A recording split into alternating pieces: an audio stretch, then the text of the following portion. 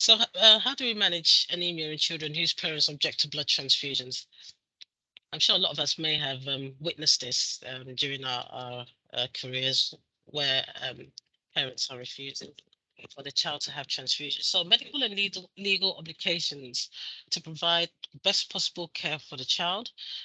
Problems when this does not coincide with parents. Of course, we can get problems where parents are wanting to take hospitals and all sorts to court, but so that's why we have to get the legal team involved. In emergency life-threatening situations, start erythropoietin early. If need for transfusion likely. Explain to parents and children, but consent not necessary. Need to take this off. Um, Discuss with hospital solicitors or apply to court if time permits. Proceed with blood transfusion as clinically indicated. We have to give it to save lives. Cover bloods and giving sets during transfusions because some kids do have like phobias for blood transfusions as well. And plus the parents don't want to see the blood's being given to their child. So that would be a decent thing to do. And if possible, give sufficient blood to avoid need for a second transfusion.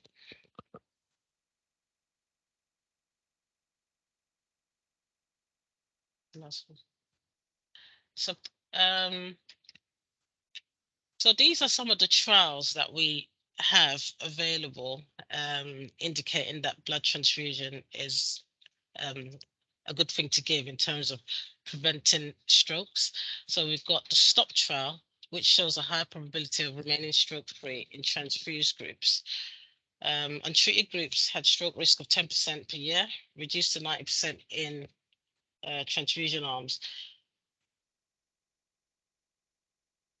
So we're saying to continue with transfusions indefinitely or stop. So this is the STOP 2 trial. Children on transfusions who reverted to low risk TCD with no overt stroke after minimum of 30 months on chronic transfusion therapy, 41 randomized to stop transfusion, 14 reversions to high risk and TCD and 2 ischemic strokes. 38 remained in chronic transfusions arms and none had CVA or reversion to high risk TCD. So how long should we continue transfusions in abnormal transcranial Dopplers? So children who stopped transfusion programs had increased probability of reverting to high TCD flow velocity or having a stroke. In other words, we should continue the transfusions.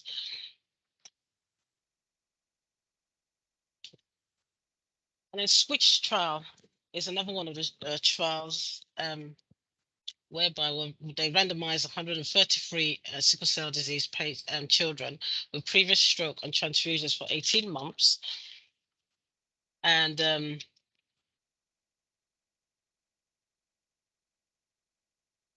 so transfusion with desferoxide and desferol or hydroxycarbamide and phlebotomy. So the stroke recurrence was 0 out of 66. And in the people who were randomized to B phase, there was only 7 out of 67 um, patients who had strokes, recurrent strokes.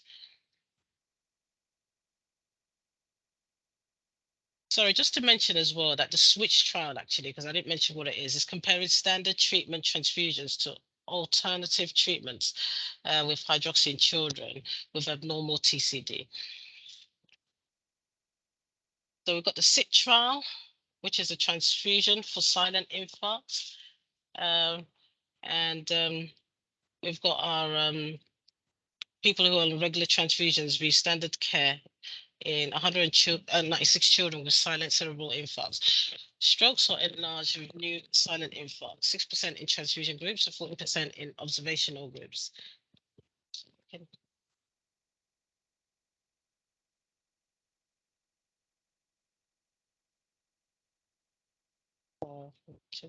So the Twitch trial is another one of the trials to do with children with sickle cell disease and transcranial Dopplers with results above 200 centimeters without vasculopathy in MRA, receive minimum of 12 regular transfusions. So they're randomized to transfusion vs hydroxycarbamide and phlebotomy. 61 v 60 patients. So we've only got 61 v 60 patients. Non-inferiority trials, primary outcome TCD velocity, ended early as non-inferiority demonstrated at interim analysis. So these are some of the arms. So arm A, we can see number of patients of 33, and arm B, number of patients 34. Transfusions, untransfused. We can see that the ones who are transfused had top-ups and 5 partial exchanges. Ones who were untransfused, HBs were 7.7 compared to pre-op HBs of 9.7 for the ones who were transfused. And when you look at the acute chest syndrome and abdominal surgery, we had 4 out of 13 occurrences compared to 0 out of 10 for those who were transfused. So this is kind of like a clear view that the transfusion is quite important in this trial. So transfusion antenatally in pregnant women with sickle cell disease. Pregnant sickle cell disease women have increased risk of sickle and pregnancy complications. Feasibility studies aims to recruit 50. And do women choose to participate? Is it acceptable? Records health status of women and babies, randomized to serial prophylactic EBT or to usual clinical care. Ask women about experiences and decisions to participate, including those who decline to participate. And then again, this is a TAPS2 trial, which is still to do with pregnant women with sickle cell disease. This is their inclusion criteria. So you've got singleton pregnancies, you have to be 18 and above, and gestation period of 18 weeks. Exclusion criteria is to do with current long-term transfusions,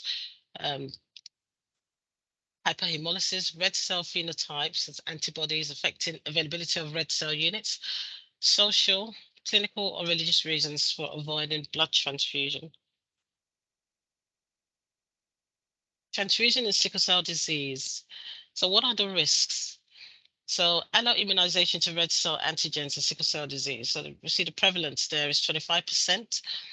And this is in America, only 2.6 in Jamaica and 6.1 in Uganda. And the causes, antigenic differences between recipients and donors, exposure, predisposing factors, genetic, chronic inflammatory state elevated, and is IL-1. So red cell antibodies. So 146 antibodies identified in 80 patients. 94 out of 146 antibodies had a specificity for antibodies, D, C, E, and E antigens. 56 unexplained specificities in 45 patients who type positive for corresponding antigens. So these are just like the results from how many people in terms of the antibodies. Yeah. So there are racial differences in blood antigens. This is kind of like a little graph to show the different types of antigens and the ones, how many that affect Black people and how many affect Caucasian donors. So you can see the numbers there. Thank you. And again, these we can go forward. Most red cell allergy. Okay, so going back one, please. So most red cell alloantibodies in sickle cell disease patients are RH and K, and this is another mini graph, pie chart that you can see to see all the numbers and the types of antigens that affect sickle cell patients. Distribution of red cell antibodies in sickle cell disease patients. More transfused units results in higher alloimmunization rates. So we know that the more transfusion we give, the more antibodies we're most likely to develop. Delayed hemolytic transfusion reactions. So positive DAT develops within 24 hours to 48 days after transfusion. So if we're suspecting that a patient has had a hemolytic reaction, that would be one of the blood tests that we would do. Positive ileate or new alloantibodies in serum, inadequate rise of post-transfusion HB. So if the HB is dropping, these are all signs of hemolytic transfusion reactions, and ever-sent alloantibodies.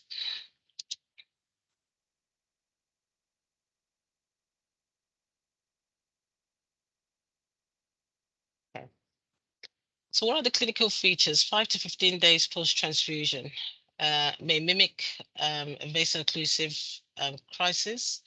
And then the mechanism is you'll notice suppression of erythropoiesis, bystander hemolysis, destruction of red cells by activated macrophages, increased exposure of phosphatide discerin.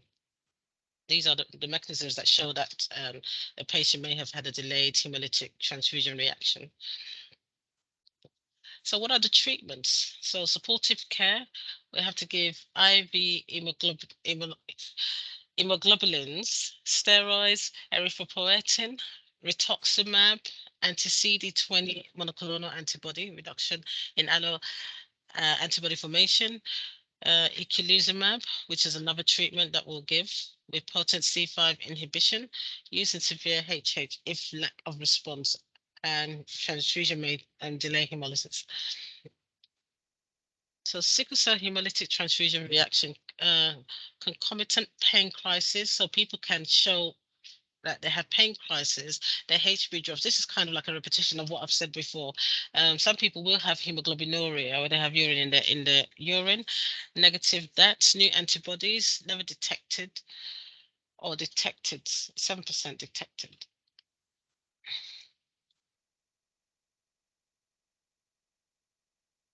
So these are some of the principal findings of KCH review by Vidler. Um, so delayed hemolytic transfusion events are often not recognized. Over 50% cases not identified at the time of the event. So it's usually after they've had the transfusion and you give it like a few days, then you realize that, oh, you notice the symptoms. Commonest symptoms of DHTR, acute pain, fever, hemoglobinuria. I mean, I've mentioned some of these, so they're a little bit repetitive, but it's just so that people can remember that these are the things to look out for if they suspect a delayed reaction. So prevention of delayed hemolytic transfusion reaction in sickle cell disease, extended red cell phenotyping. So UK guidelines, we have to go to guidelines, antigen matching, good transfusion documentation. So patient card it'll be good for patients to have their cards available. So when they're admitted, if they do have antibodies, it's actually on the cards, and so it also helps in terms of when they're being cross-matched, so they know roughly how long their cross-match would be, because with antibodies, of course, it takes longer to cross-match the patients. So, and then hospital and NHSBT records. Um, so to promote blood donation in ethnicity and minority groups, reduce rather than eliminate delayed hemolytic reaction. Molecular testing, those with previous delayed hemolytic reaction events are all sickle cell patients and donors. On transfusible patients, so multiple alloantibodies, so patients with multiple alloantibodies, theoretically availability of blood, so less than 1%, only clinically significant antibodies. Um, I think one thing we should remember as well is that, when we do our cross matches, not we can't be cross matched 100% because there's so many antibodies. So we just do as much as we can closest to what the patient can have. So we've got here antibodies against high frequency antigens and repeated delayed hemolytic reaction. We can jump this one, this one. So in conclusion, transfusion therapy is an important treatment in hemoglobinopathy patients. Strategies for avoiding transfusion in those who decline transfusion include hydroxyurea. We can give epoetin and potentially voxelotor. And then transfusion can result in fatal complications, as can failure to transfusion urgently indicated. I'm not sure what the time is, but if you have any questions, please feel free to ask. Thank you. Can't hear it. Sarah, you're mute. Well done, Festa. Very good. Thank It's you. a hard task to suddenly be It given is. something to do at short notice. I thought I you did know. very well. Thank you very much. I So appreciate in it. terms of timing, Yeah. it's just about 1:30, so pretty much perfect timing, Festa. I'm very Thank you. impressed, down to the minute. So Thank we've you. got a little bit of time for question and answers. Has anybody got any questions? If nobody else has got questions, I will speak to, I'll ask a question, Festa. So from a sort of nursing perspective, people on a red cell exchange transfusion, what are the sort of bigger problems that we come across in our sort of daily practice? So those who are on red cell transfusions, of course, you can come across things like some people need like multiple cannulations. Yeah, That I mean, really it's the does. access, isn't it, that's often Oh the yeah, issue. the action is really access is terrible. So we end up with we're having to have patients go through having vas caps inserted, so femoral lines. Um, just so that they can have, especially those on automated red cell exchanges. Some of them are femoral lines. Some of them have portacaps as well, double lumen Yeah. portacaps to give to transfusions. So those are some of the main things that we experience. And also getting the bloods on time. Some of the patients are worried, especially the ones with the antibodies, when they come in and they're told that they need to come back in 2 days' time to make sure that they are cross-matched and they get the right bloods for them. So those are some So challenges that we logistically, do it's a get. big deal, isn't it? And also for It the is a big deal. patients, just turning up twice for your cross match and then turning up and having your exchange.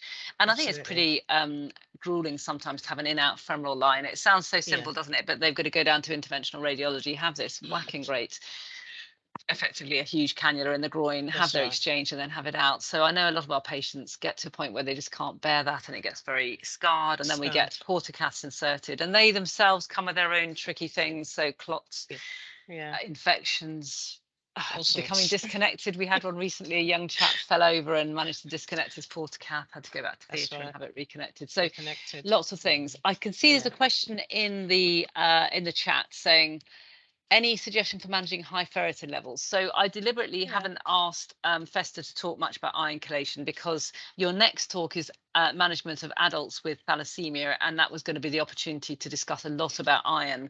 And there's a lot of that is transferable to sickle cell disease. So if you hold your breath, you've got Arnie coming on quite soon to talk about chelation. Have we not? Yeah.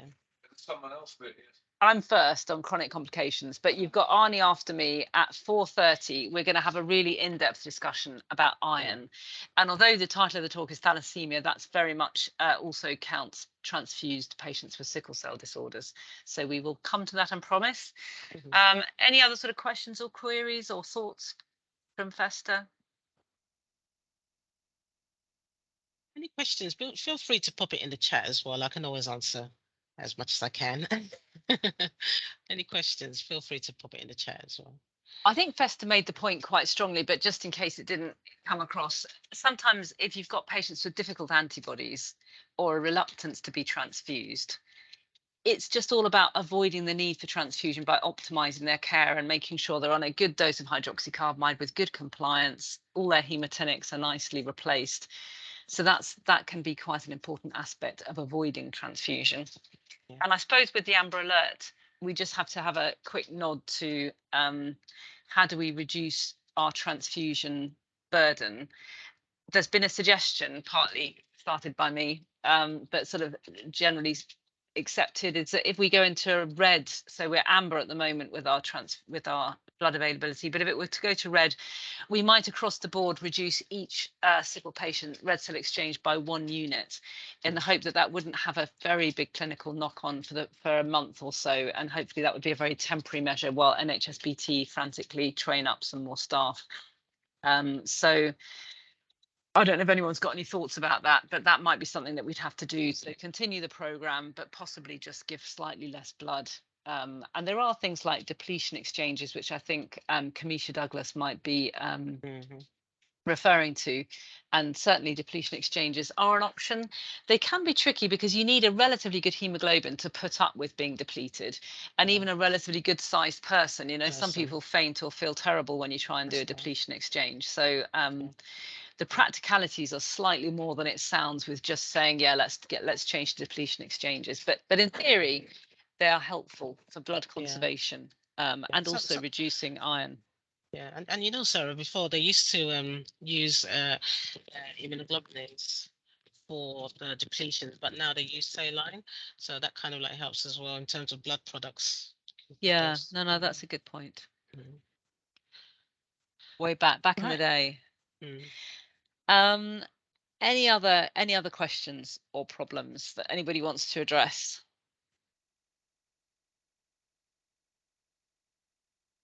I suppose another point that I hope came across quite fully was the fact that, you know, you sort of think, why don't we just give the most perfect blood? Why don't we just cross match for everything? You know, every antigen that we can detect. And the reality is, you know, we're not giving their identical twins blood to them. You can't often find somebody that matches them in every possible way. And the more you extend the phenotype match, the less blood is available for that patient. So it's got to be a balance. We want to give as perfect as possible and reduce the red cell alloimmunization, but equally we want to be able to get blood when we need it, particularly when we're giving a red cell exchange. We might need to have 8 units suddenly. So it's a horrible balancing act between availability and trying to avoid red cell alloimmunization. Right, so I'm afraid you got me again. I'm just going to open up my talk. I can't even remember where I put it. Go on, just talk about something festive while I dither. Okay, so. Tell us about your experience as being an apheresis nurse, because you've done both. There's not many people that have done both. My experience being an apheresis nurse, it was interesting actually. I learned a lot because it's not only the red cell exchange transfusions that we did everything: stem cell harvest, we did granulocytes collections, as you said, depletions, all of it really. And it was quite interesting actually, because you see all the donors coming in, especially the antinolan donors coming in to donate their stem cells, and they don't even think twice to come in to do that just to help save lives. And I think that's very impressive. So one thing I'll actually mention as well is that people should try and encourage people from ethnic minorities to try and donate as much as possible blood, stem cells, whatever they can do to help save lives. Yeah, it'd be great. But yeah, no, it was a good experience working in apheresis as an Brilliant. apheresis nurse. That's very nice. That's brought us beautifully to time. Thank So you. now I'm going to start talking about sickle cell disease chronic complications and pregnancy, which is not a chronic complication, but just didn't fit in anywhere else. So can you hear me all right? And can you all see my slides? Yes, we can. Yeah. Good. So let me just work out how long I've got to talk for. So I'm going to talk for ages, my goodness me, till 2:20. So yes, well, exactly. So I might stop a little bit early. So sickle cell disease, chronic complications. I'm going to talk a bit about so I wasn't originally giving the previous talk in the morning, so I can skip over quite a lot of the hydroxycarbamide and automated red cell transfusion, and talk a little bit about chronic renal disease, pulmonary hypertension, avascular necrosis and leg ulcers, some liver disease, chronic pain issues, and respiratory and neurological complications. And then I'm going to go on to pregnancy. So we won't talk too long about chronic complications. So we've already talked about how sickle occurs, but what we're talking about now is chronic complications. So I'm going to gradually bring up some chronic complications, but here we've got hyposplenism and chronic pain, which I think we've alluded to, retinopathy, stroke, priapism and erectile dysfunction, leg ulcers, renal disease, sickle hepatopathy, avascular necrosis, pulmonary hypertension. So we've got lots of chronic things, and looking after patients is very much a multidisciplinary approach. So because of the fact that patients have potential for complications in any organ, it's really important that not only do we have a broad team, which includes the consultants, the nurse specialists, advanced nurse practitioner, psychologists, social worker, and blood patient blood support, but also the wider team. So we have very close links with our colleagues in respiratory and liver and cardiology, orthopedics, eye clinics. So, you know, it's really important that you have very clear processes to screen for complications and then to have a sort of plan of treatment. So most of these complications are picked up in reality at the annual review. So the annual review is a sort of once a year, really detailed assessment of the patient, how they're getting on, what their issues are, what medications they're on, review their medications, or anything that could be stopped, anything that needs starting, particularly things like disease modifying agents, which we've discussed today, hydroxycarbamide transfusion programs. That's a good chance to sort of assess all of those, crizanlizumab, voxelotor, have a good check of their vaccinations, make sure that's up to date, and it's an opportunity to administer vaccinations in clinic when you've got your captive audience, if they're willing. Update their care plan, share it with them, make sure they're happy with it, make changes that are needed over the last year. Talk about their transfusions. Have they had some ad hoc transfusions? Are they quietly getting significant iron loading? Have they developed red cell antibodies? Do they need things like a ferry scan to further assess their iron loading? Have they got issues with their access for their transfusion program? So that's all kind of discussed at the annual review. There's a chance to examine the patient, particularly looking at their observations, oxygen levels. This is a sort of nice way of catching them at what we hope will be their baseline, their sort of normal, stable functioning level, rather than when they're in hospital in an acute crisis. Blood pressure control is really important. We know that our patients are more at risk of things like stroke and heart failure and kidney failure. All of these are heavily impacted by blood pressure. So it's a really important parameter to be measuring and adjusting. Urinalysis, so every year at least, but more often if there's problems, we want to check our patient's urine for protein creatinine ratio or albumin creatinine ratio. And decide, do they need any treatment with ACE inhibitors? Do they need to have a sort of ultrasound of their renal tract? Do they need to be seen in a joint sickle renal clinic? And then we do our sort of battery of investigations. So typically full blood count, biochemistry to assess kidney, liver and bone chemistry. Vitamin D has become something that we check a lot. Obviously the sunshine vitamin, and our patients are broadly speaking African and Afro-Caribbean, so often dark skinned and not much exposure to sun because they're sensibly wrapped up to avoid cold weather. Hematinics, so it's unusual to be iron deficient with sickle cell disease, but you can sometimes be, so particularly some of the men who are having a red cell exchange transfusion program can actually become iron deficient, which is sort of always surprising. And also men that have had recurrent penile aspiration. I've seen several men that become iron deficient from that. So iron ferritin is worth checking for both ends of the parameters, both overload and deficiency. We tend to do B12 and folate. Echocardiogram would be something that we do on entry to the adult services, and then about annually if there's any borderline abnormality, more like 3 to 5 yearly if everything is looking very good. Lung function, we have a pretty low threshold for doing lung function tests, particularly if they've got low oxygen saturations, so 95 or less, or they've got some respiratory symptoms, or sleep studies particularly useful in patients who are suffering with priapism. You sort of wonder, are they getting hypoxic overnight? Or for people that tend to go into crisis overnight, is that part of why they're becoming unwell, because they get hypoxic? And then Feriscan MRIs are just specialized scans. If you think of an MRI being a big magnet and iron being a sort of magnetic element, just to see where is the iron? Is it mostly in the heart, mostly in the liver? What's the best medicines for helping get rid of it? And has it reached a level that we need to start chelation? We need to start getting rid of iron. So that's a bit about annual review. Then health education is always important. Our patients obviously have sickle for a lifetime, and a lot of patients are really very well versed in sickle cell disease and how to control it, and other people are more on that sort of learning journey and need a bit more input, particularly things like travel. Around travel, do they need to have in-flight oxygen? Are they going somewhere where they're really not going to have very good access to healthcare? We might even do a top-up transfusion. Discussions about travel vaccinations and malaria prophylaxis and avoidance of being bitten. Talk about contraception and plans for pregnancy. And then employment's quite an important one. Have they got reasonable adjustments at work to allow them to continue employment or education? Often letters to support that can be quite sort of life-changing for patients. So lots of stuff to think about.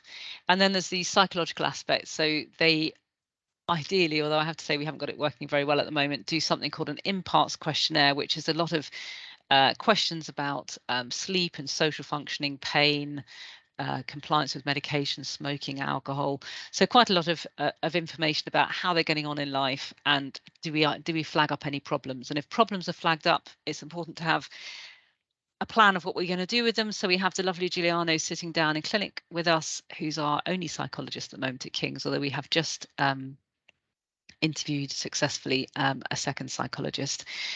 Then it's a chance to speak about benefits advice. Sometimes we have our lovely Richard Conway, I don't know if he's on the call. He's brilliant at giving benefits advice and has put a lot of information into the latest Red Cell newsletter, which you can find on the website fairly soon once it's been published. But lots of really useful information about how people can cope with the cost of living crisis, the need to keep their houses warm to avoid crisis. We have really very good access to social work with Rachel, our social worker. And then there's research. So we've got a couple of studies ongoing at the moment. I think we've got 3 studies, and that's the chance to talk to them about those studies. Would they be interested in a trial drug, or could they sign up to our sort of database study, which is looking at the natural history and progression of people with sickle cell disorders with age? So this is a sort of, I think wherever I put this, it's in the way. This is a sort of picture of, I'm trying to cover Guy's St Thomas's as well as us, but all big centres have these multidisciplinary clinics. So we've got consultants at both sites, Mr. Marcus Banks at Guy's St Thomas's and Mr. Patrick Lee at King's, who are very adept and knowledgeable about hip replacement surgery in patients with sickle cell disease and avascular necrosis. And it's quite important to try and refer into a specialist team, because they will tell you, and obviously it's not my area of expertise, but there's various aspects of doing a hip replacement surgery in sickle cell disease that is different to the general population. Generally, the patients are younger, they're going to be a bit more athletic on their hips. The hips have got to last a bit longer.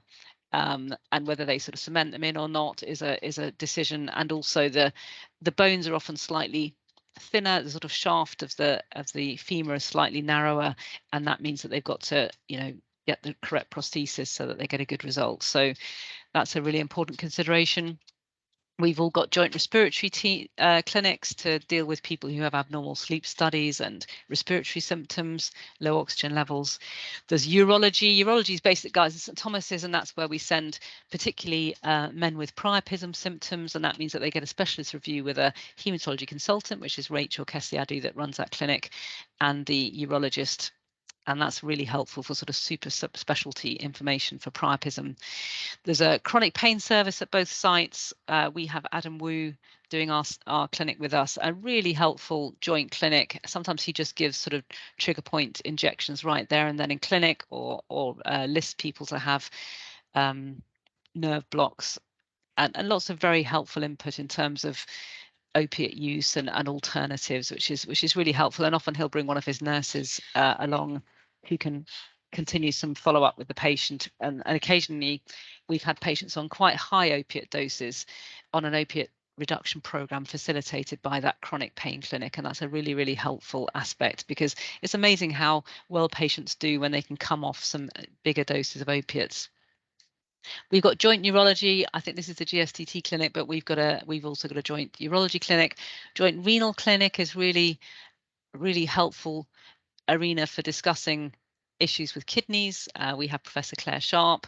Obstetric, both sites have their obstetric specialists, and anybody who's got sickle cell disease must have their pregnancy managed at a specialist centre, ideally, because although obviously we have lots of successful outcomes, there is a higher risk of complications.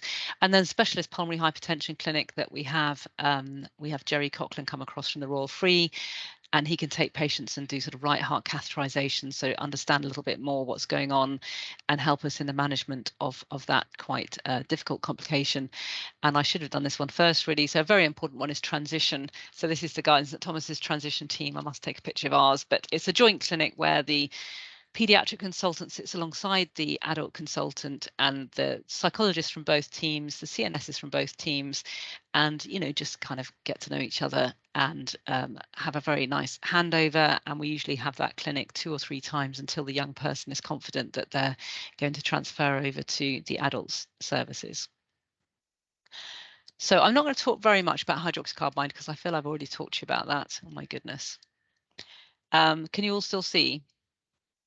So hydroxycarbamide, we've talked a lot about new agents. I suppose what I want to hammer home is it's still probably the most important medicine we have for managing sickle cell disorders, and it produces quite an impressive reduction in mortality and long-term follow-up, which all the new agents have not yet been able to show a mortality advantage. And I've talked already about the mechanism of action, but in some ways it's almost ideally suited to hydroxycarbamide. Hydroxycarbamide is almost ideally suited to sickle cell disease. There's a very clear BSH guideline which gives us the newer cutoff. So some people who've been knocking around for a bit will probably remember the older ways of treating people. But now for adults, we start 15 milligrams per kilogram per day, unless they're quite elderly or have renal liver dysfunction, in which case we sometimes start at 10 milligrams per kilogram. And children, typically we start at 20 milligrams per kilogram.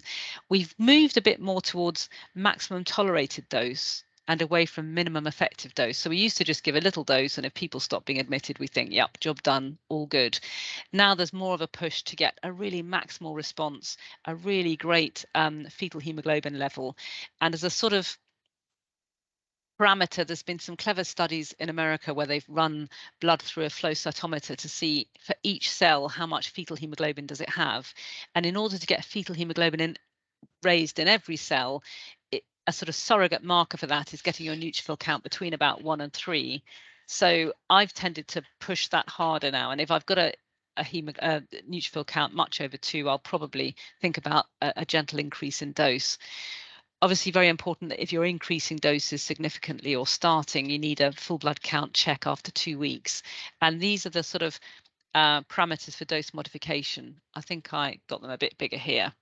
So I put here aim for neutrophils 2 to 3, stop if they get less than 1, or there's other hematological toxicities.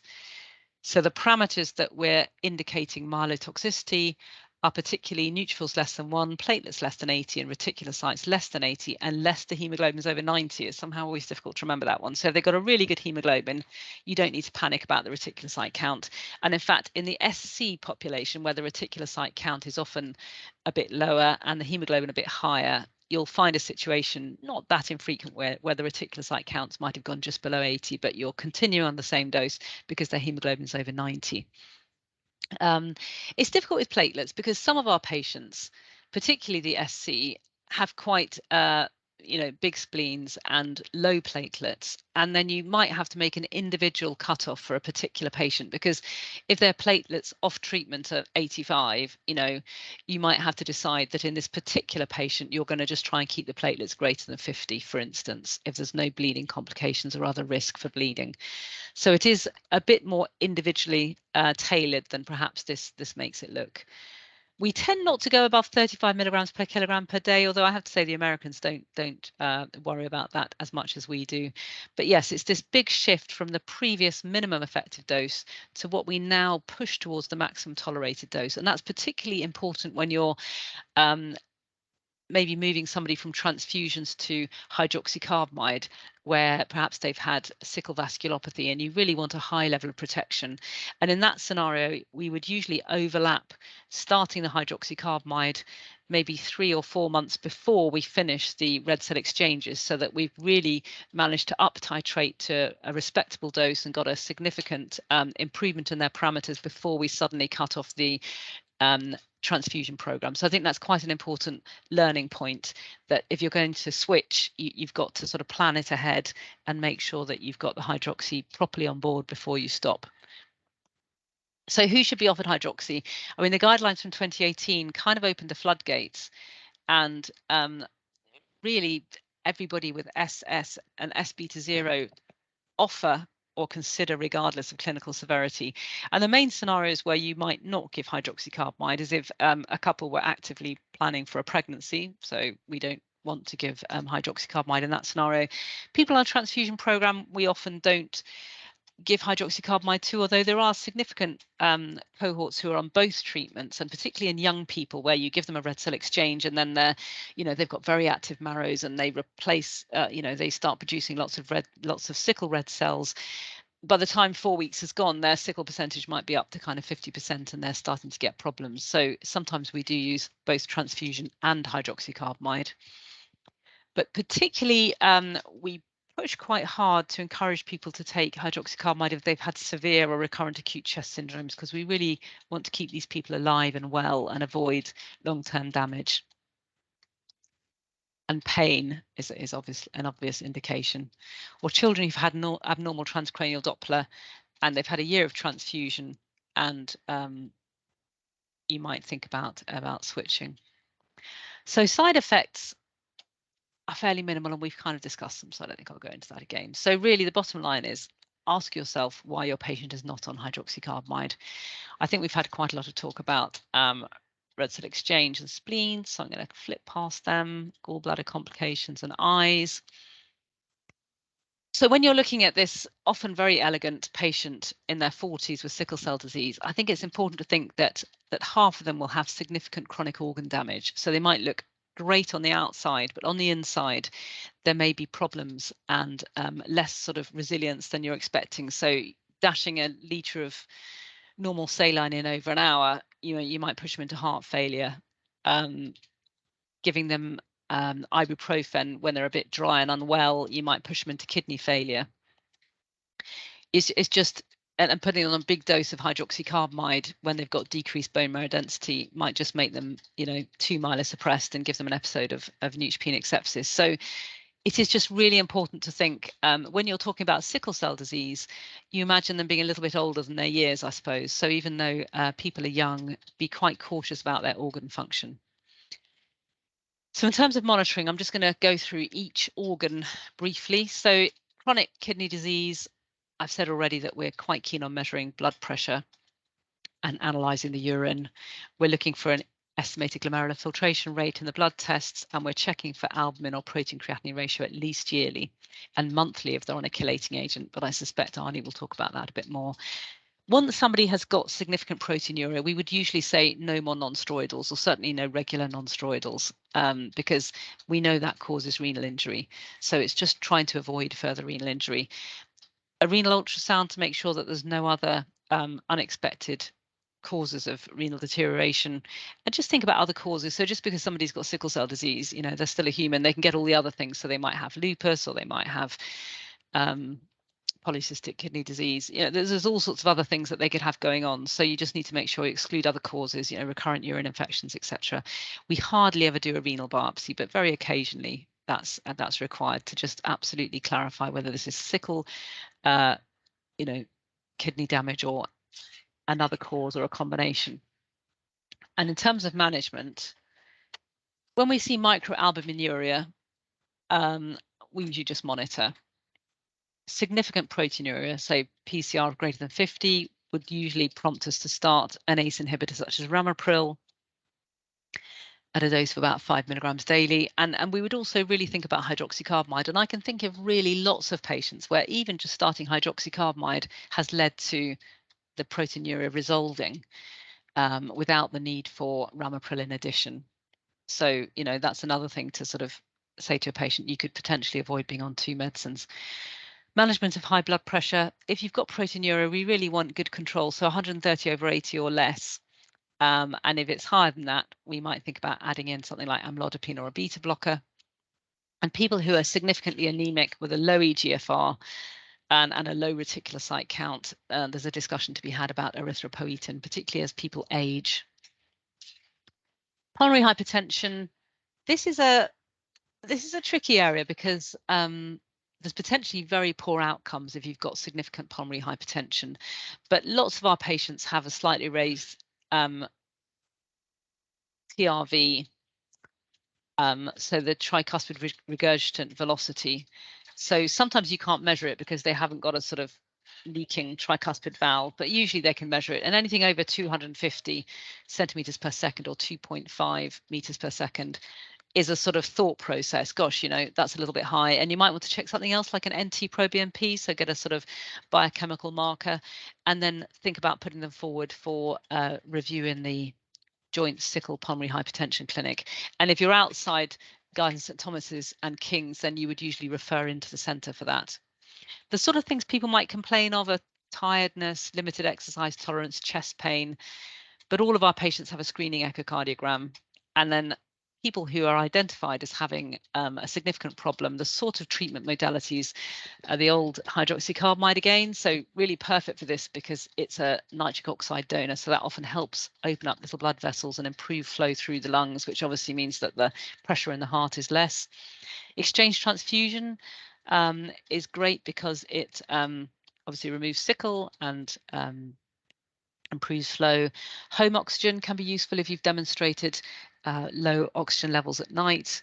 Even things like CPAP if you've demonstrated disorders, sleep breathing, and then anticoagulation if you've got quite a lot of our patients have a history of recurrent venous thromboembolic disease, so that would be another contributor to pulmonary hypertension.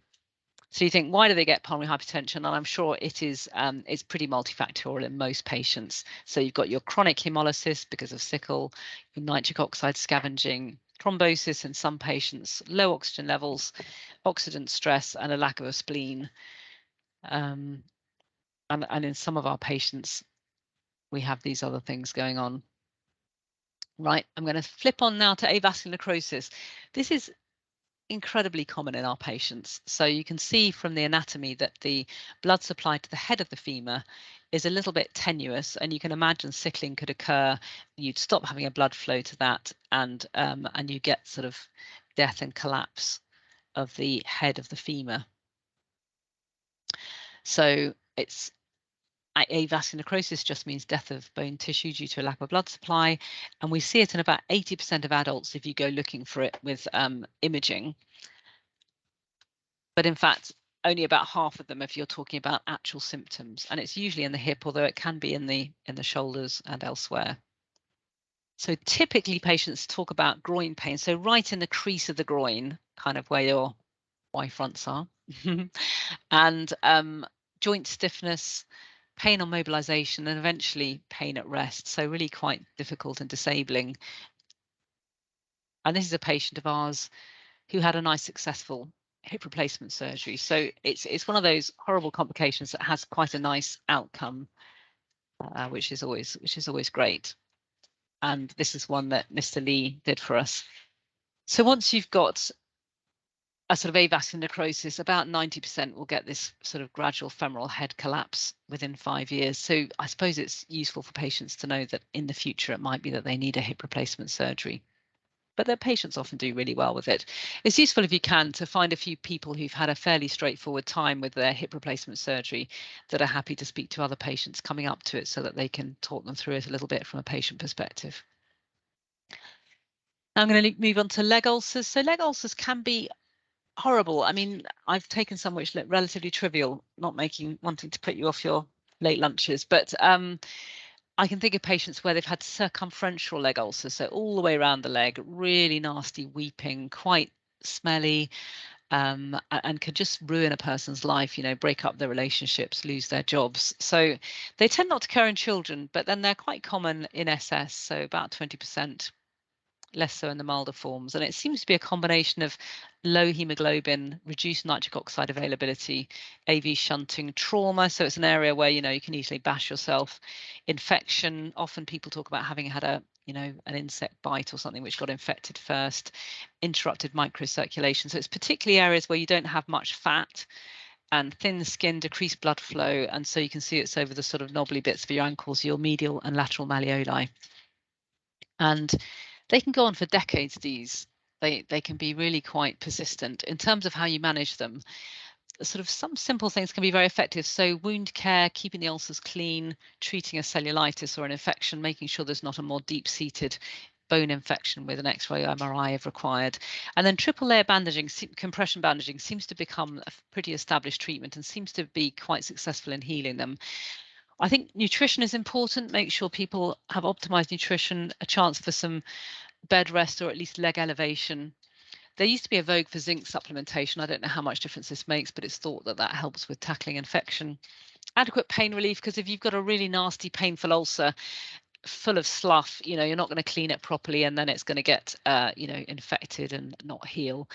So the pain team taught us this thing about getting a bupivacaine, which comes in a little glass vial, snapping it and just soaking the last little bit of gauze that's over the ulcer, having removed the triple layer bandaging, giving it kind of 5 minutes to really soak in and get numb, and then you can peel off that last bit and give it a more effective clean.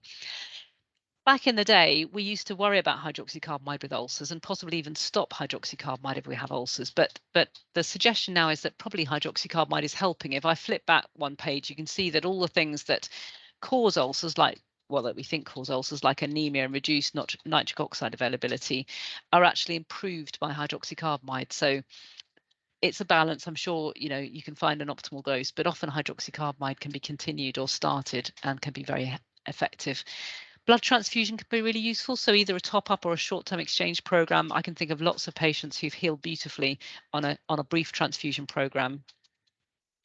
A debridement and skin grafting, I feel we used to do a lot of, but not so much now. And I wonder if that's just that we're better at getting people on transfusion program and hydroxycarbamide, and the ulcers don't get quite so deep and nasty.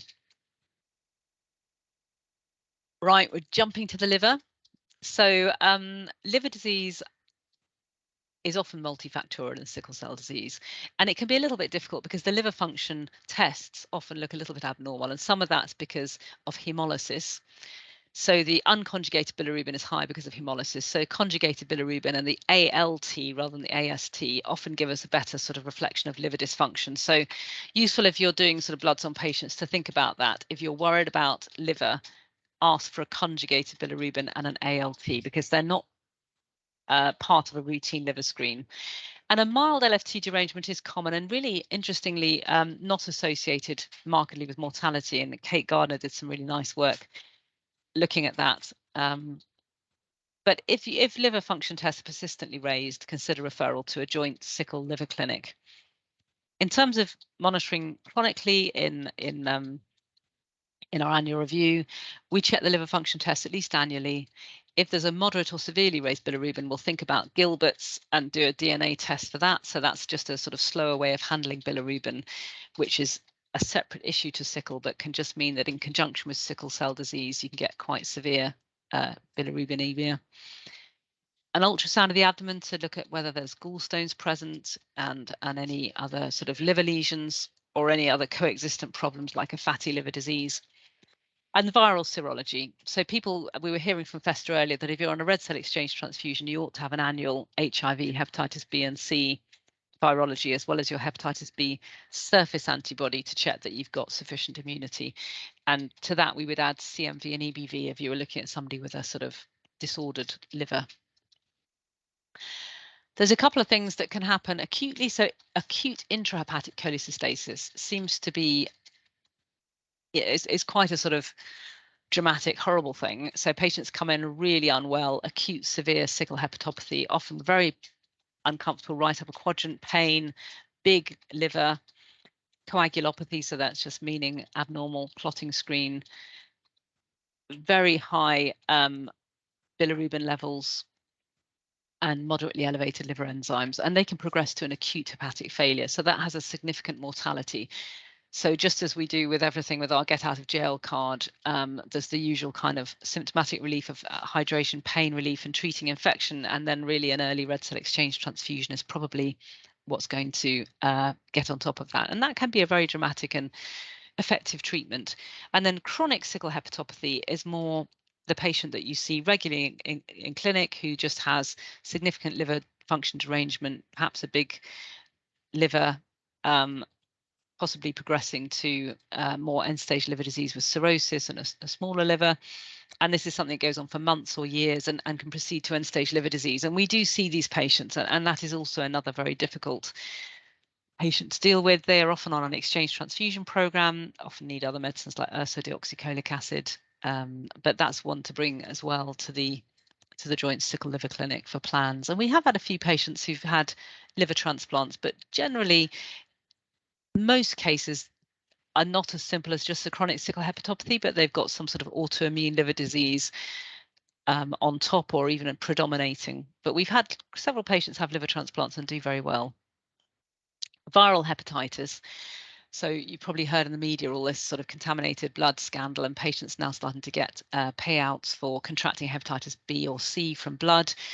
And so there will be a cohort, particularly of older patients who might have hepatitis B or C, and they can be treated with effective antiviral therapy in the main under the liver team.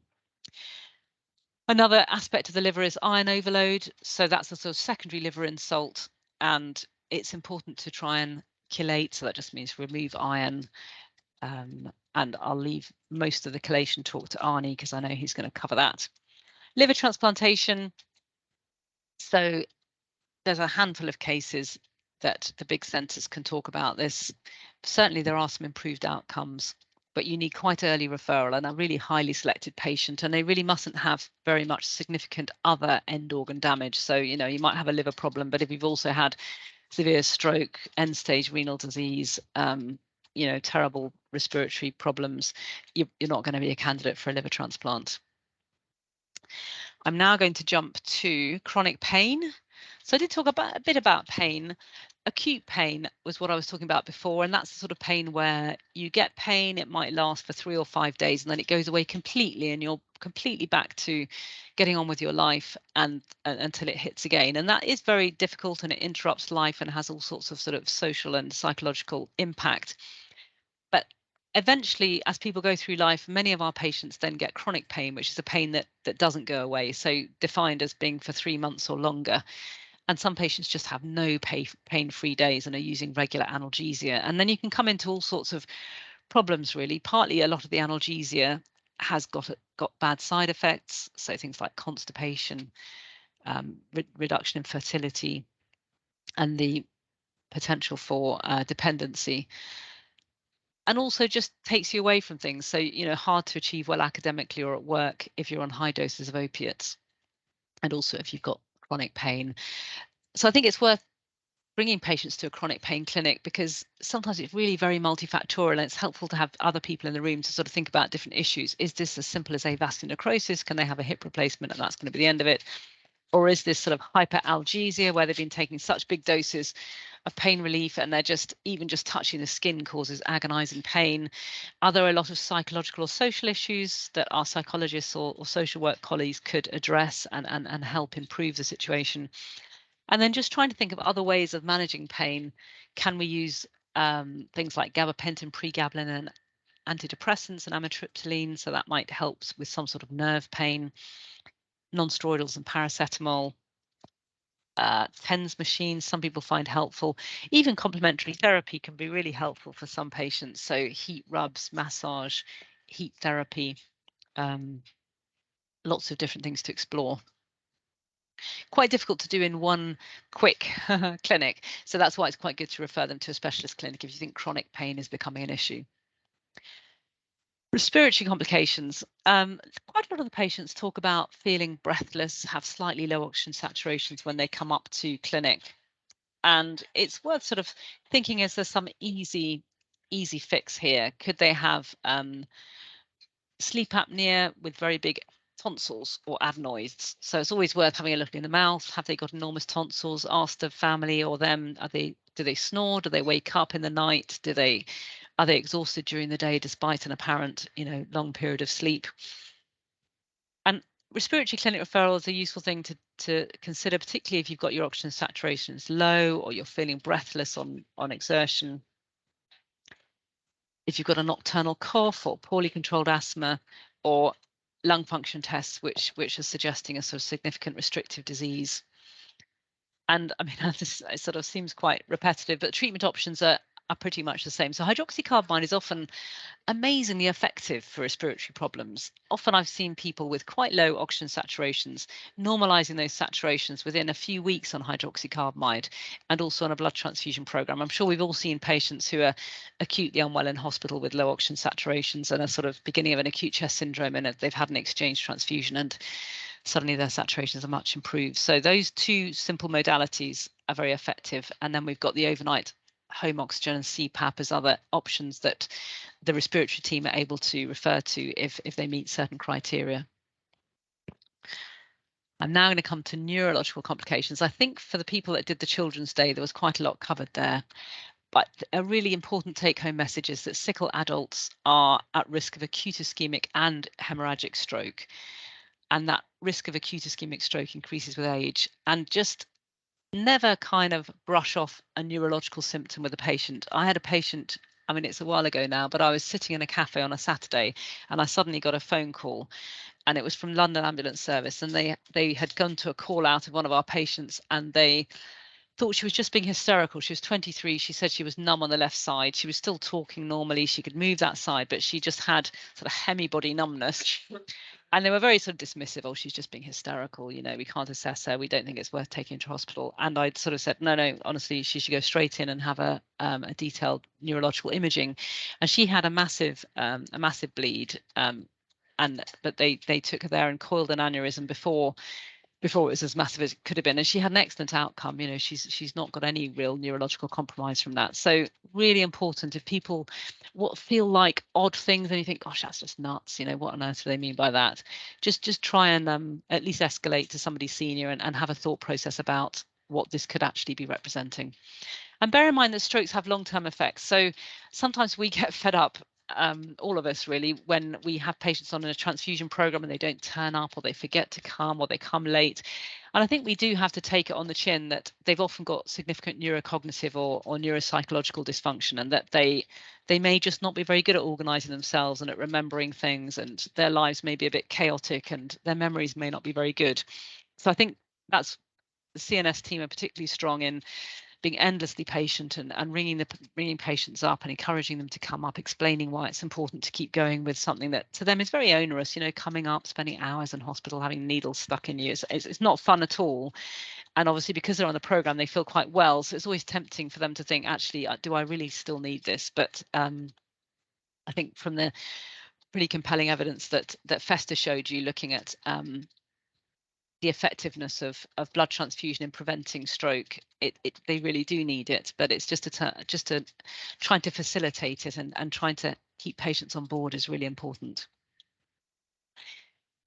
So we got, gosh, keep doing that. That's something terrible.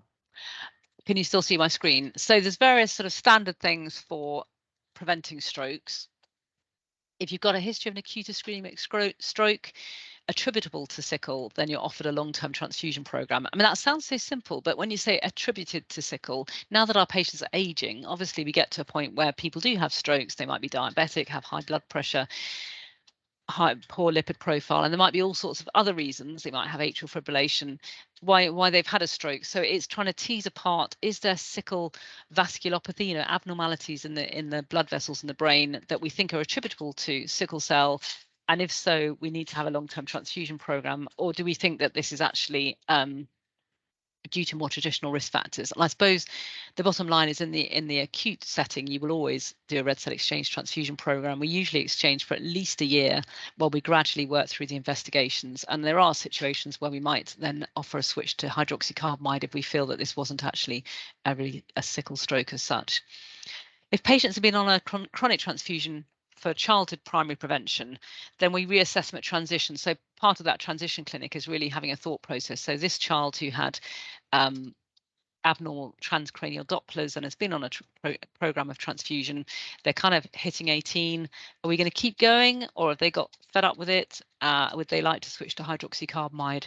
So if they've if the transcranial Doppler's normalized and there's no vasculopathy on a head MRI, MRA, then we might think about switching to hydroxycarbamide. But again, it's not just a sudden switch. We sort of stop dead on the transfusion. We start the hydroxycarbamide, get it fully up titrated, give the two treatments concurrently for sort of 3 or 4 months, and then we can stop transfusion if that's been the considered decision of the patient and the medical team. If patients have been on a chronic transfusion for secondary stroke prevention, then we would usually just continue transfusing. So if you've actually had a stroke, you're likely to just keep going unless the patient really is telling us that they really don't want to do that anymore and sort of withdrawing consent. We mustn't forget about antiplatelet therapy.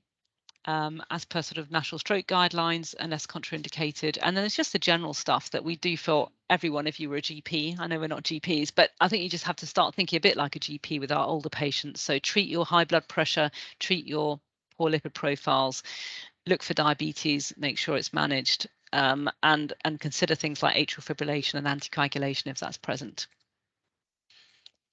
So I'm going to just briefly say that stem cell transplantation is now commissioned by NHS England for adults, which is wonderful news. So it's a relatively new thing. I think it's since about last December that we finally started actually transplanting people, because although we got the nod, I think in 2019, permission to start, the reality of COVID was that all non-malignant stem cell transplants were paused.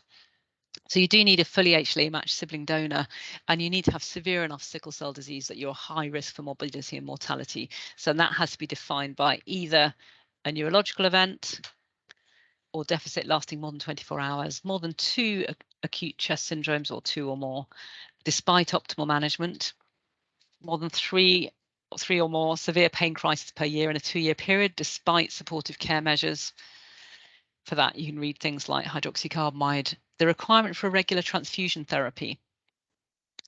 So more than 8 or more packed red blood cell transfusions per year for more than a year, even if it's to prevent vaso-occlusive complications. Or if you require transfusion, but there's a difficulty, so you might have difficult antibodies or a very rare blood type, making it difficult to continue or start, or needing hydroxycarbamide or transfusion, but not being able to tolerate therapy. So quite a lot of patients are eligible, and I think we're now in number 6. I think number 6 is just going through at the moment on the ward at King's, and there's a few other in centres across the UK. So you can think about this for your patients. Yeah, if they fulfil the criteria, they've got SS or SB to 0, and they've got a matched sibling, you could think about referring them in. It's a process. They have to go through a couple of panels, the hemoglobinopathy coordinating centre, their local panel, and then the national hemoglobinopathy panel. But certainly it's a discussion to start having. It's quite a big deal. You know, it's we say sort of reduced intensity, but they're going to be in hospital for probably up to a month, and for 100 days they're probably going to have to suspend most sort of work or study. So it's a big deal. And then there's around sort of 80 to 85% chance of cure. So some patients might reject the graft, and there's obviously other risks like graft versus host disease and infection and bleeding. Right, now I'm going to go on to pregnancy. I'm just going to quickly check the time. What time are you talking, Arnie? Oh, so you're starting at 2:30. So I've got just 10 minutes to cover pregnancy, which is fine. So pregnancy, we have a lot of pregnancies. I think we had 21 in the last year and 19 successful births. So generally we do have good outcomes, but there is a higher risk of complications, including death in the mother and baby, intrauterine growth restriction, preterm labour, stillbirth, thrombosis, miscarriage, infection, and preeclampsia. So lots of things happen. This is 2 lovely children that one of the patients said I could show. So she's had 2 children in quick succession and done really, really well, as you can see from the kids, but she's also done well. There's a couple of guidelines to be aware of. These standards are great. Do look them up. They cover every eventuality, everything from leg ulcers to liver transplantation. I mean, they're really good, but also pregnancy. And then there's a separate guideline for pregnancy published last August by the BSH, which is a really nice, simple guideline, but I'm going to cover it briefly. So contraception comes before pregnancy. So we're keen on patients taking progesterone-only contraceptives because of the lower thrombosis risk, and they can take them injected, as an implant, as a intrauterine system, or as a pill. So, you know, there's lots of options available. And there are some publications suggesting that in some women that reduces the frequency of pain crises, because some women find they get a pain crisis with their menstrual cycle. Pre-pregnancy care. In a perfect world, everyone plans their pregnancies and they optimize health before conception, and that might include making sure that you have, you know, dealt with any significant liver iron loading, you're up to date with your vaccinations. You might plan to stop your hydroxycarbamide and your before conception, and things like ramipril before conception. Get your partner screened so that you know if they've got traits. You're thinking about your options in advance. And screen for your chronic sickle complications so you know where you are going in. So have your echo, your eye review, your urine and lung function tests. We We know that hydroxycarbamide has the potential to be teratogenic in animals at very large doses. There haven't been reports of issues in humans at the sort of doses that we use, but it's a potential. So we would not plan to expose a pregnancy to hydroxycarbamide. That said, if somebody accidentally gets pregnant on hydroxycarbamide, it wouldn't usually be an indication to terminate if the mother wants to go ahead with the pregnancy. We might do an earlier and more detailed anomaly scan to reassure her, for instance. And there are situations where we deliberately give hydroxycarbamide during pregnancy and lactation, but usually once organogenesis is complete. So maybe after their sort of 20-week anomaly scan, you might think about restarting hydroxycarbamide in the exceptional situation where perhaps they're very anemic, but they can't be transfused either because of religious objections or very, very difficult red cell alloantibodies. So it's a very niche thing. Generally, we don't expect pregnancies to happen on hydroxycarbamide. In terms of inheritance, you can see that if your patient has got sickle cell and the partner's got trait, we've got a 50% chance of having an affected baby. So that brings us in the idea of pre-implantation genetic diagnosis that we touched on before, but really it's a sort of IVF and then removing a cell for genetic analysis and selecting unaffected embryos to place in a womb. And that way you can achieve an unaffected biological child without having to go through a termination. That is quite a faff though, and it involves egg stimulation and an IVF pregnancy. So what most patients do is they come to us when they're in early pregnancy and they're put forward for chorionic villus sampling if their partner is also carrying a hemoglobinopathy. And that can be done 11 to 14 weeks and you get quite a quick answer. And then if the woman and her partner planned that they could go ahead for a termination if they had an affected fetus. And amniocentesis happening a bit later and a slightly higher risk of miscarriage, but still an option. In terms of antenatal care, we suggest, or the guidelines suggest, that everybody who's pregnant with sickle cell disease should have a multidisciplinary team and that they're screened carefully for chronic complications, avoid precipitating a crisis, and they're warned about things like managing persistent vomiting with morning sickness. We get them vaccinated, check the partners, and we offer additional scans, but also an anaesthetic assessment at the 3rd trimester. I suppose their care falls into sort of a few points. Thrombosis prevention is one important part of it. So the green top guidelines, which are the sort of obstetric and gynecology guidelines, they've got one for thrombosis prevention, and Sickle scores 3 points. And if you have 4, you start prevention with low molecular weight heparin injections from the beginning of pregnancy. So a lot of our women, supposing that they had sickle and they're over 35 and they've got twins or whatever, then they'd have low molecular heparin throughout pregnancy. But I suppose the majority might end up starting at 28 weeks. And then they would continue for 6 weeks postpartum. Transfusion in pregnancy, generally, if they're on an exchange program, they just continue. And if they're significantly anemic, particularly with symptoms, we would do a top-up transfusion. Complications in pregnancy, such as acute stroke or acute chest, would clearly result in an exchange transfusion, and then you would continue for the remainder of pregnancy. And we are doing a TAPS2 trial, which I think comes in a minute, looking at giving women red cell exchanges throughout pregnancy, even if they haven't got a complication. In terms of medications, we want them on their folic acid and penicillin for pregnancy. They seldom need iron supplementation. It's usually a case of stopping that because people have started it in error. But obviously, as the ferritin's below 30, we would. We normally give aspirin, so that should say 75 to 150 from 12 to 36 weeks of pregnancy. And that's a sort of fairly general given to women at high risk of preeclampsia and seems to be very effective. So it's given a lot in other high risk groups. Make sure they're off their hydroxyase inhibitors and chelation and get them ready for their clexane, whether they're starting immediately or at 28 weeks, depending on risk factors. TAPS2 trial is this transfusion antenatal, and this is answering the interesting question of, would it be better to preemptively transfuse all these women and avoid the sort of potential complications in mums and babies? And so that people wanting to go on the trial are given exchange transfusion every 6 to 10 weeks, starting before 18 weeks, and that's compared to the arm of standard care. So they're randomized into either getting standard care or preemptive exchanges. And we've had a lot of patients going through that. And it's really to look at outcomes, hospital admissions, frequency of crisis, early deliveries, birth weights, etc. And then some people say, gosh, you know, this woman's got SC, she's very mildly affected, never been ill. The complications are lower in those sort of women, but they're not impossible. And we've seen very severe complications even in women who've previously been very mildly affected. So everybody's treated the same in pregnancy. They have the same frequency of appointments and the same extra scans and thromboprophylaxis and things, or at least they're offered them. Hopefully they take them up. If you're managing a pain crisis during pregnancy, much the same as other times really, except that we tend to admit people a much lower threshold. About half of women will get a pain crisis during pregnancy. We avoid non-steroidals before 12 and after 28 weeks gestation, but things like dihydrocodeine, codeine, tramadol, morphine are safe, particularly not when they're not given towards the end of pregnancy, where they might cause respiratory suppression in the newborn.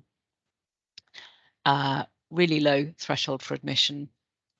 And don't forget their prophylactic levodopa heparin. Very early referral to the joint clinic so that we can get them the medications and the scans sorted.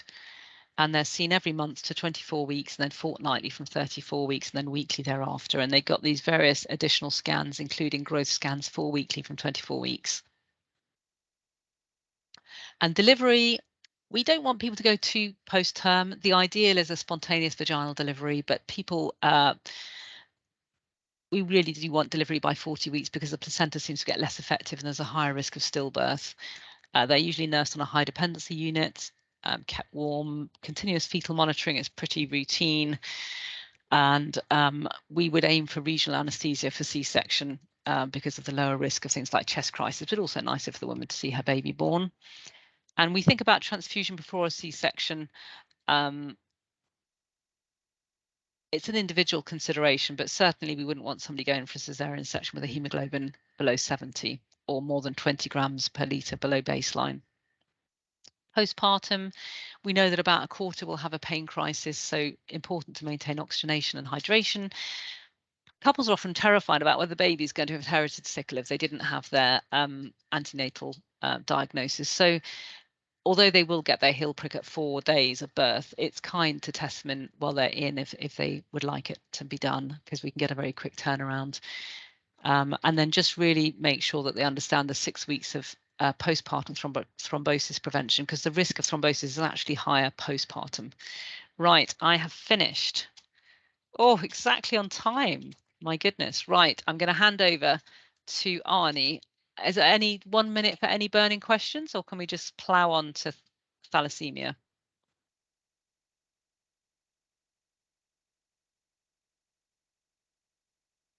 I think we'll just plow on to thalassemia. So I'm now going to present Arnie de Klerk, who's my consultant colleague at King's, who's going to talk to you all about thalassemia management in adults. And I think there's quite a strong discussion of iron loading and chelation.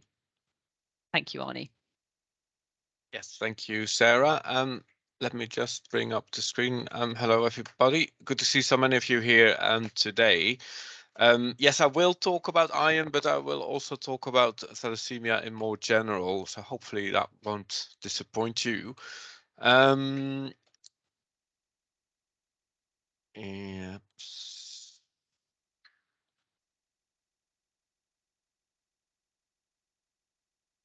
Can you stop sharing?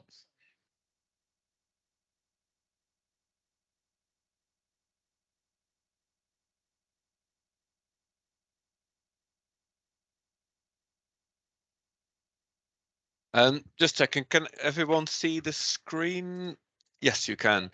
So yeah, thalassemia, at least something that here at King's we don't see an awful lot of. We're very much sickle cell focused, but obviously red cell disorders does include thalassemia as well. I just wanted to show you this slide of the very first paper by Thomas Cooley, after whom thalassemia has been named. So it's also known as Cooley's anemia, which was already described almost 100 years ago. So what is thalassemia? Talk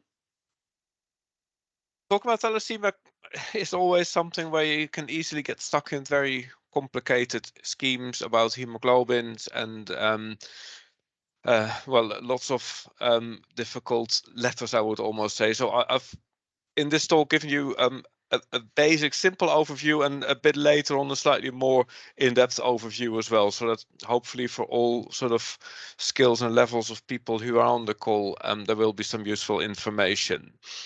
The basic problem with thalassemia is that there is an inborn defect in your hemoglobin molecule. And what you can see here on the right is a very schematic representation of hemoglobin. Hemoglobin, the main component of hemoglobin, hemoglobin A, as opposed to hemoglobin S, what Sarah has been talking about, consists of 4 main components, 2 so-called alpha chains and 2 beta chains. And those 4 together are able to bind the heme molecule in the middle, which is this dot here, and that's the bit of the molecule that's responsible for the transportation of oxygen. If you have normal alpha and beta change, you have normal red cells, and this blue circle here is supposed to be a normal red cell with beta chain, hemoglobin, and alpha change. But because of a disbalance between the two in thalassemia, your cells look very messy, and you've got clumps of hemoglobin inside your cell. The cells look very misshapen, and ultimately they fall apart rather quickly in cellular particles and DNA particles. I'm sure everyone is familiar with this slide, but just to refresh everyone's memory, thalassemia, like sickle cell disorder, is a genetic condition, and if 2 parents are both carriers and they are generally asymptomatic, there is a significant chance of affected offspring. And in case of 2 carriers, there is a 25% chance that the child has the full condition of thalassemia. There's a 50% chance that they are carriers as well, and there is also a 25% chance that the baby does not inherit any of the abnormal genes. Now, thalassemia, this is obviously where it becomes a little bit more complicated. Thalassemia is not like a black and white disorder. The easy bit is this: thalassemia major, or as we call it now, transfusion dependent thalassemia, or just simply TDT, is one end of the spectrum. And I'm sure most of you are familiar with this condition, where patients attend the day unit regularly, well, over years and years and years. And on the other end of the spectrum is thalassemia trait, or also known as carriers. And these people tend to have a very mild anemia and slightly abnormally sized cells, but are completely asymptomatic and can live a completely normal life. But in between the two, there is the so-called thalassemia intermedia.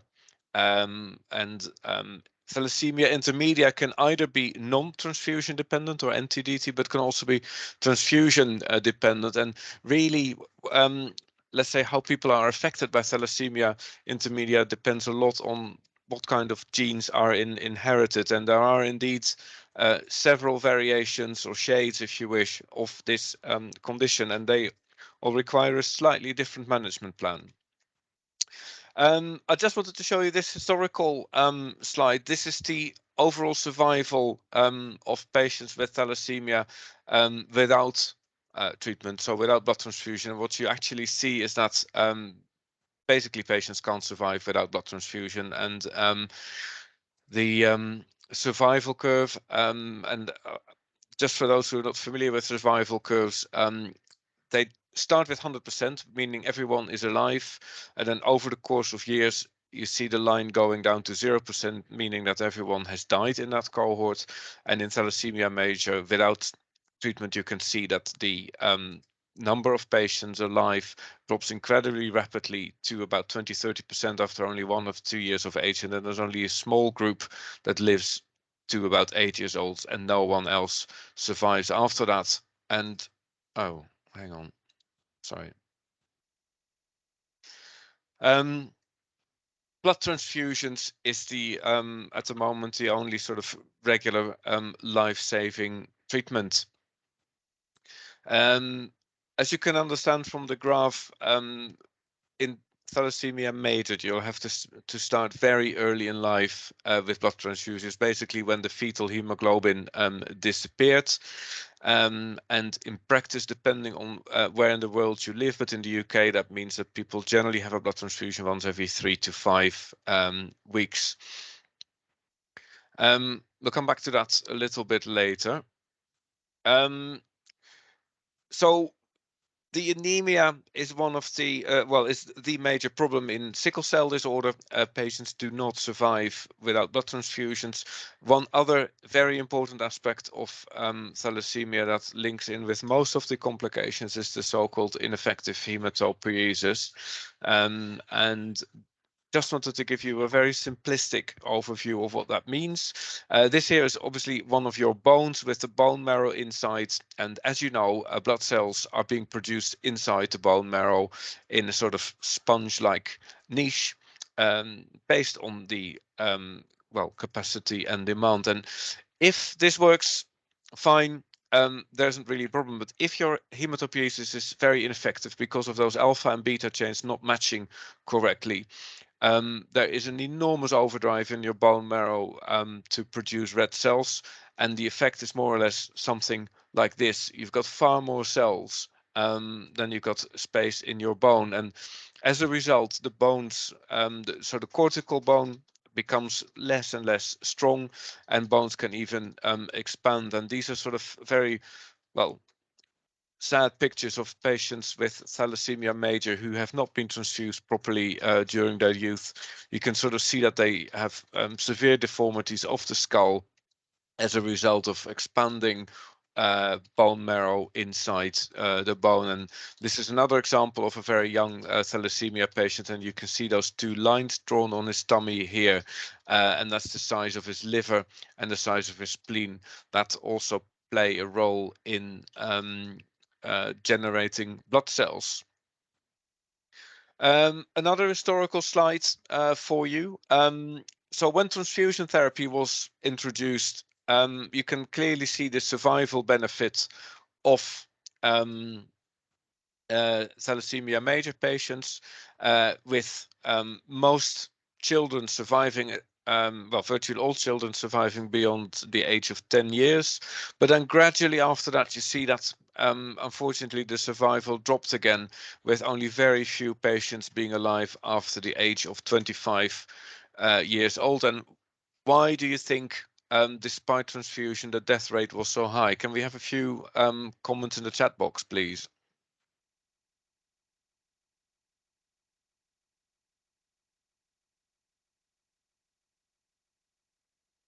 Any thoughts? Hang on, I haven't got a chat box.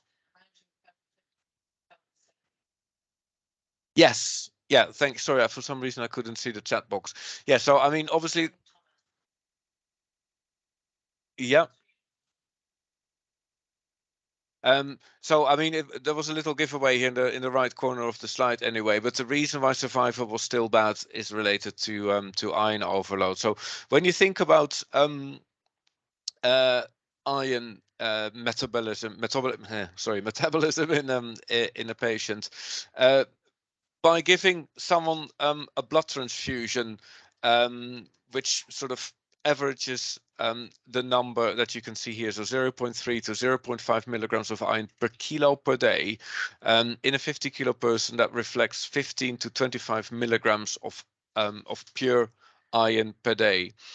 Our body does not have a mechanism to get rid of excess iron, and that's probably one of the flaws in the design of the human being. But the only way that we can get rid of iron is a small excretion via the urine and via the stool by loss of cells, not an active excretion mechanism.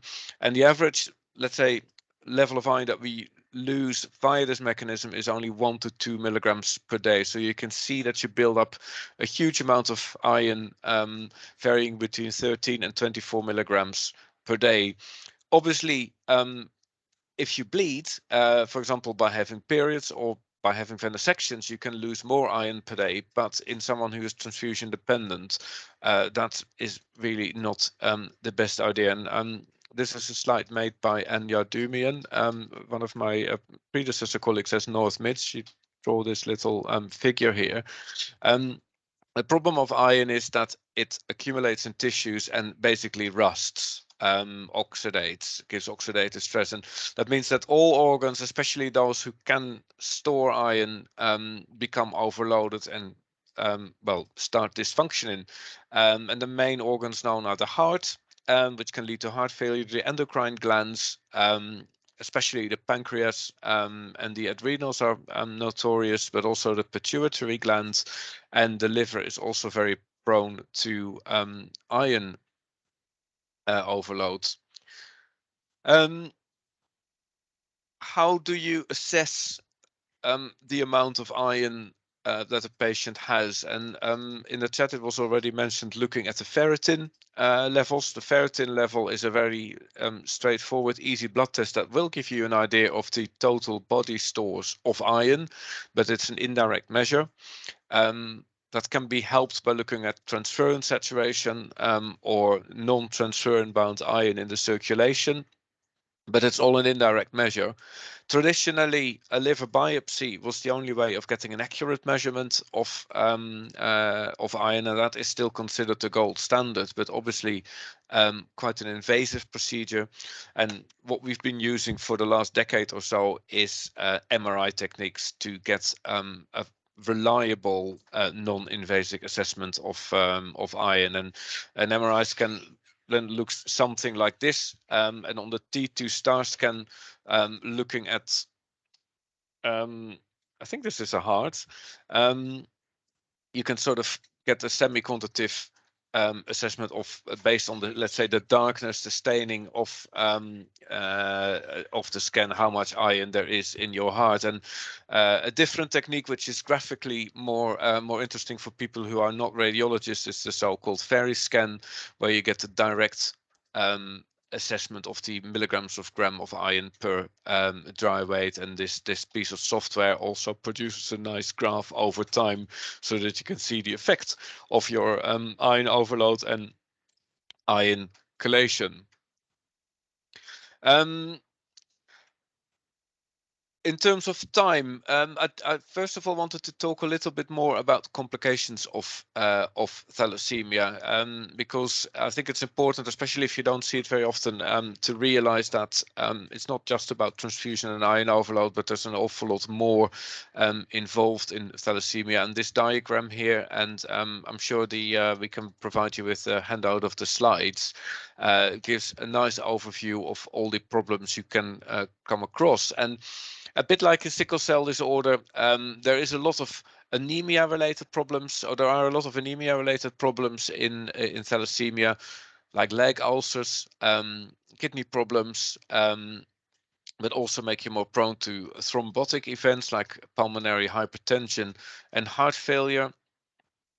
And also in thalassemia, you have the mechanism of hemolysis as a result of the enhanced destruction of red cells, which causes the jaundice that you also see in sickle cell disorder, and leads to, for example, splenomegaly. And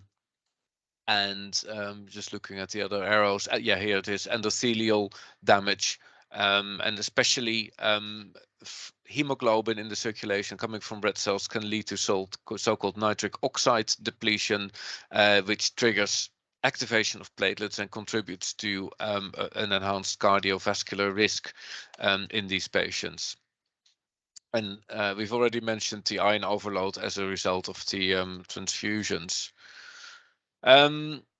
So how do we look at these organs?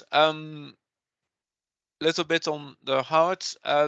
Important to know that lots of the early deaths in sickle cell disorder were related to heart failure or arrhythmias, and only with the rise of the use of iron chelators, this has become less problematic. We do think that it is important that the echocardiograms are looked at by an experienced cardiologist and sort of focus on hemoglobinopathies, because there are slightly different parameters that we look at in comparison with classic heart failure.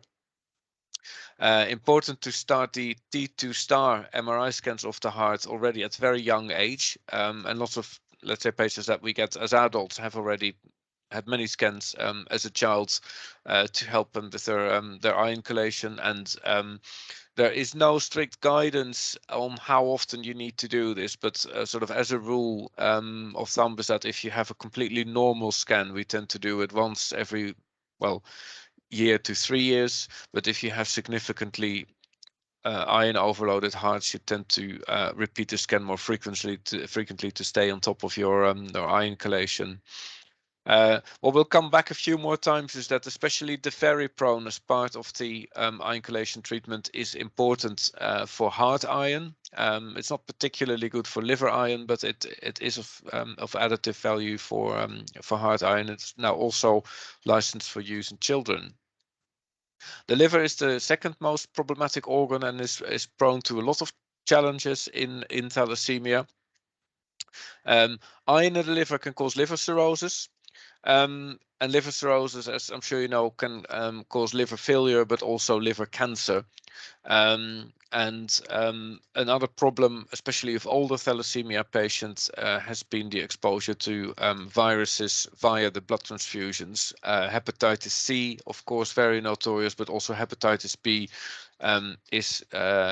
has been a risk and is still occasionally a risk. And having a cirrhotic liver with an acute hepatitis on top can be incredibly problematic. And most patients with thalassemia who die as a result of typical organ-related complications die as a result of liver-related problems.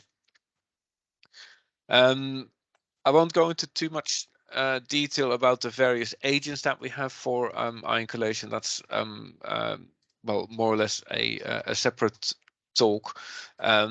But Xjade at the moment is the first choice tablet once a day, and the new film-coated tablets are generally very well tolerated, and they appear to be particularly good for liver iron, but they're a bit fiddly in terms of side effects, both on the liver but also on the kidney. So patients on this type of chelation need frequent monitoring, and especially checking urine proteins is important to spot early changes in the kidney function.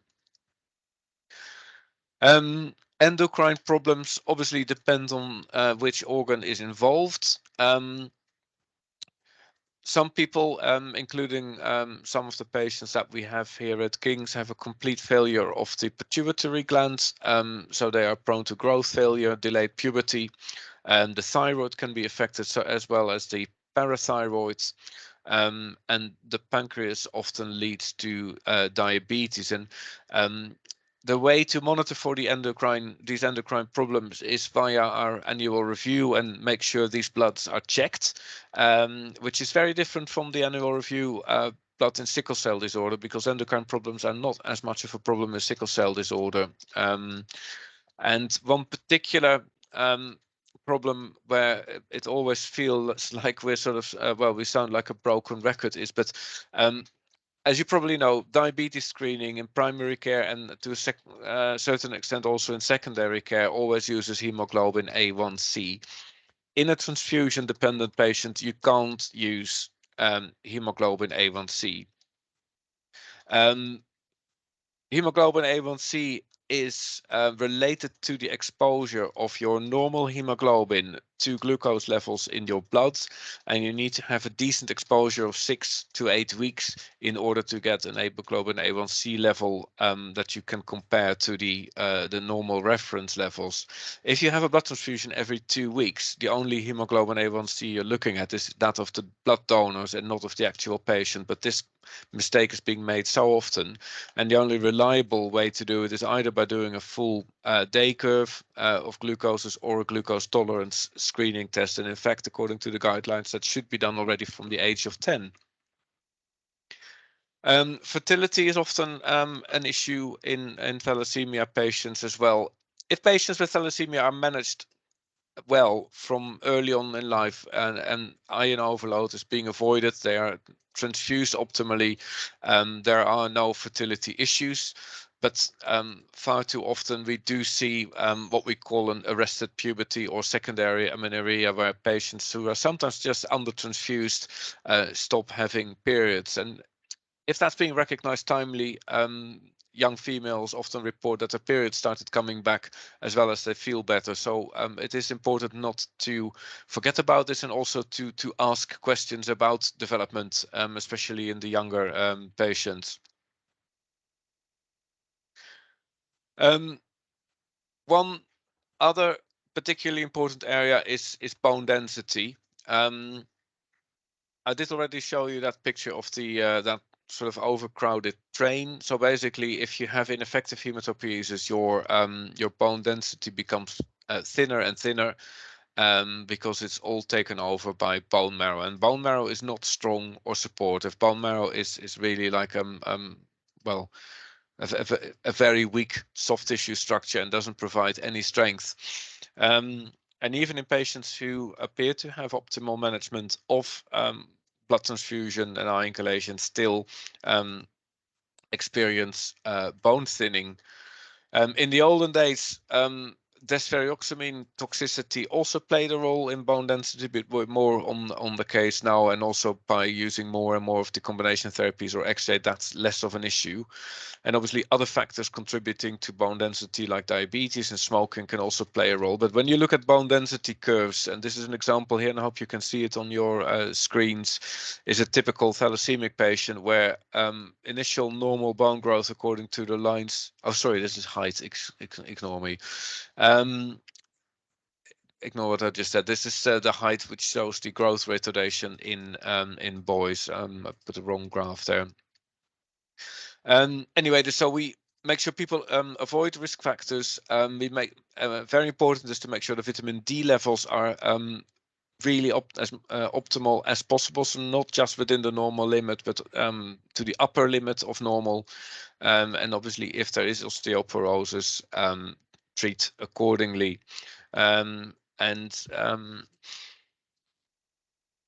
Bisphosphonates increase the bone density, but also help with reducing bone pain. And what I haven't mentioned so far is that under-transfused thalassemia patients often have severe bone pain as a result of the sort of expanding bone marrow. And transfusing correctly and giving bisphosphonates may help. And this is just an example of this significant bone thinning where patients can just expect a spontaneous fracture of the femur. I'm just going to skip this slide. One other thing I wanted to show you is so-called extramedullary hematopoiesis. So expanding bone is one way of, let's say, for the bone marrow to find a way out to produce cells. But sometimes the drive to produce red cells is so high, bone marrow-like tissue actually arises outside the bone marrow, and that could be anywhere. It's often quite closely linked in with the spine, and I'm not sure how familiar you are with looking at MRI scans, but if you look at the top bit of this spine here, so this is a spine from seen in a lateral view, and you can see the various vertebrae here with the intervertebral discs, and this is your spinal cord, which always looks like a little sort of, well, sausage with a white lining around it. This should go all the way down to your sacrum in order to provide space. But what you can see here is there are lots of dark lumps compressing the spine completely, sorry, the spinal cord, and it completely disappears. And this is all extramedullary hematopoiesis, and it actually acts like a tumor, a metastatic tumor, where it sort of invades critical structures. Obviously, it's not malignant. It's just bone marrow trying to find its way through the human body to produce red cells. But if it happens, you will need to treat the patient as if it is cord compression due to a cancer, meaning give the patients rapid blood transfusions, because that will make this shrink, and it can actually shrink within hours. It's one of the very few sort of medical emergencies in thalassemia. And second choices are either hydroxyurea or emergency radiotherapy.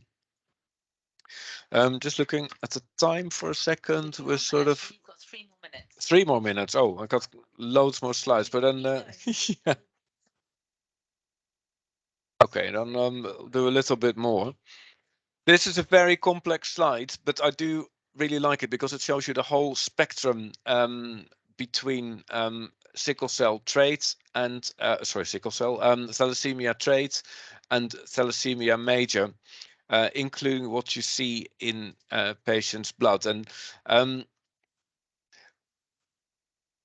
you can forget about all these things that you see here, but basically the bottom line is that if you have a certain number of particular genes arranged together, that sort of determines the balance between having symptomatic thalassemia versus asymptomatic thalassemia. So this is a normal patient without any beta chain defects, but just a sort of silenced beta gene. And what you can see here is the balance is completely normal. When you look at the patient's blood film, you see normal red cells, but there is a silent genetic defect, but these patients are asymptomatic. If the genes are slightly more deleted, you start to see a more what we call microcytic picture. The red cells are smaller, but they still have a normal color.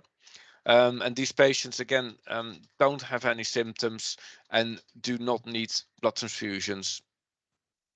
As genetic abnormalities increase, you can see that the cells are sort of looking wilder and wilder, and they look a bit pale as well. And these are the patients with a true intermediate phenotype, where, let's say, it varies between rarely needing a blood transfusion to regular requirement for blood transfusions. And at the far end here is the major patient, where you see nucleated red cells, almost like bone marrow being driven out into the bloodstream. And these are the patients that don't survive without blood transfusion. And this is a slightly messy slide. I apologize for that. But the decision for the group here whether to transfuse or not is not an easy one. And obviously, if you transfuse someone, they may feel better, more energetic. You may prevent organ complications, but there's always this Damocles sword of iron overload. And in the sort of clinical decision making, you have to look at: is there anemia that I can improve? Is there problematic jaundice? Are there ulcers? Are there extramedullary masses? What's happening to the bones, versus putting someone on a transfusion program with iron overloading, exposing them to risks of infection. What's not mentioned here is the risk of antibody production, and also turning someone from a patient who, let's say, attends clinic a few times a year to someone who has to come into a day unit several times a year, and turning them into someone who, well, perceives themselves as a patient. Again, this is something that might be useful for the handouts, but this is, I think, an excellent summary of management of thalassemia, and that's the last bit I'm going to show you today. And I will break this down into smaller parts for ease of reading. So if we first of all look at the left bit of this diagram, we can see thalassemia, as you now know, and we can discriminate between transfusion-dependent thalassemia and non-transfusion dependent thalassemia. And I'm just leaving the words major and minor and intermediate out of here, but strictly speaking, what matters is whether you're transfusion dependent or independent. And then looking at the situation of transfusion-dependent thalassemia first, curative therapies is a very interesting way forward. Hematopoietic stem cell transplantation has already been done for many years in young children with very severe thalassemia, provided they have an HLA matched donor, which could be a brother or sister. Obviously not an identical twin, because then you would just transplant the same disorder. More investigational, but promising, is either hematopoietic stem cell transplantation in adults, either with an identical donor or with an haploidentical donor, as Sarah referred to, for sickle cell disorder. And also very interesting is the prospect of gene therapy, where you take the patient's own bone marrow, replace the unhealthy abnormal gene with a healthy gene, or let's say overstimulate the beta chain production with an inserted gene, and that way make the patients transfusion independent. And there is already a gene editing product on the market that has been used well in within Europe and also within the USA, but there are still quite a lot of drawbacks regarding the therapy.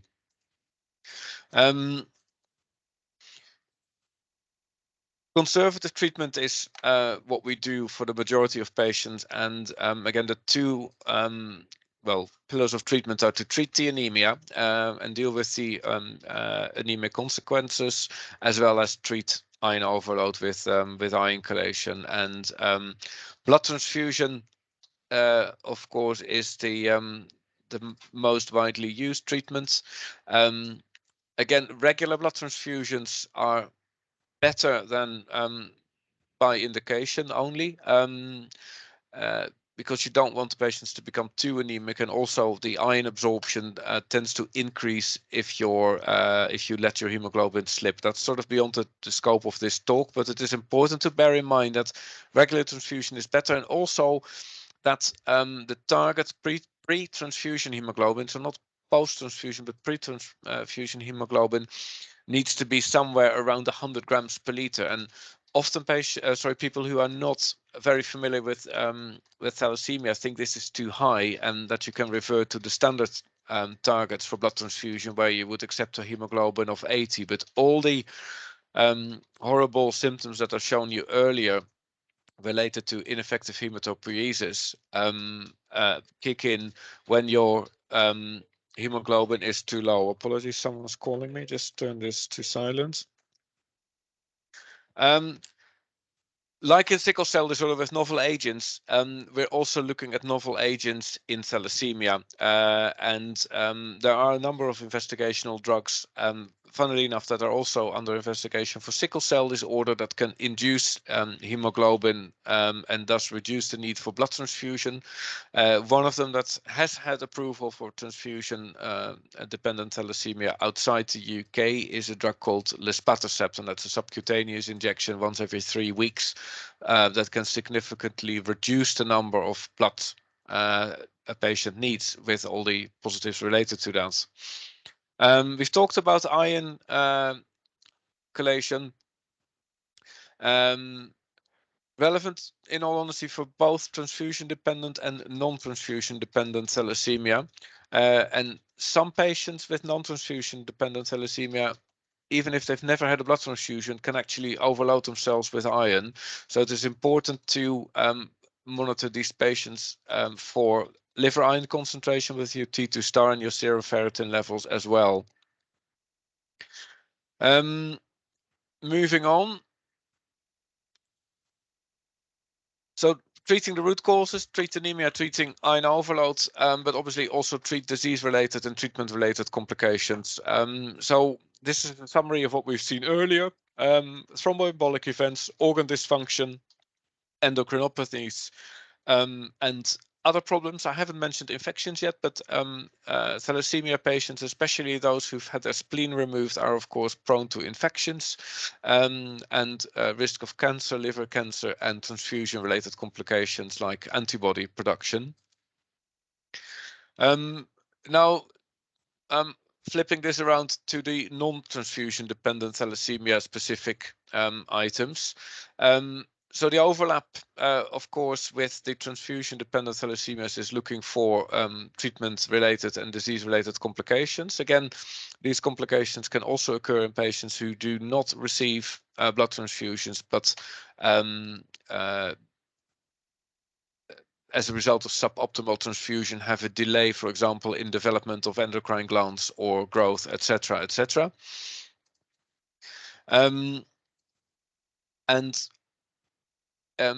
Of key importance is that we, in the non-transfusion dependent patients, monitor for these complications to occur via the annual review. So again, patients who have thalassemia but are not on regular transfusions should be under a specialist center to look for growth problems, to see whether they develop iron overload, to look for cancer and general lifestyle, of course. occasionally patients may need a splenectomy if there are significant signs of hypersplenism or symptomatic organomegaly. And even if patients have an anemia that doesn't require blood transfusion, it may be worthwhile offering them hemoglobin inducing agents, which is still investigational, but you can imagine that living with a hemoglobin of 60 or 70 ultimately comes with long-term complications. And the decision whether to start blood transfusion in a non-transfusion dependent thalassemia patient is not an easy decision, especially if you don't have evident signs of organ damage. But it is important to look over time whether patients develop proteinuria, whether they develop bone pains or bone thinning. And sometimes we decide that we are going to put patients on a regular blood transfusion anyway. 2 minutes. All of this is summarized in an excellent manner in the standards of clinical care for children and adults with thalassemia in the UK. This is a similar publication to the one we have for sickle cell disorder, and I can thoroughly recommend that anyone who is looking after thalassemia patients has this well, either on your laptop or as a hard copy to read. It's very easy to read, and it summarizes in an excellent manner what the current treatment should be like. So that's it. Any questions? That's wonderful. Thank you so much, Arnie, for that whistle-stop tour. It's very difficult to teach a whole subject in under an hour. It's probably impossible, but I think you've given us a really good flavour and overview, and you've given people, more importantly, signposted where they can find a bit more out. Any questions from anybody relating to any of the talks or thalassemia in particular?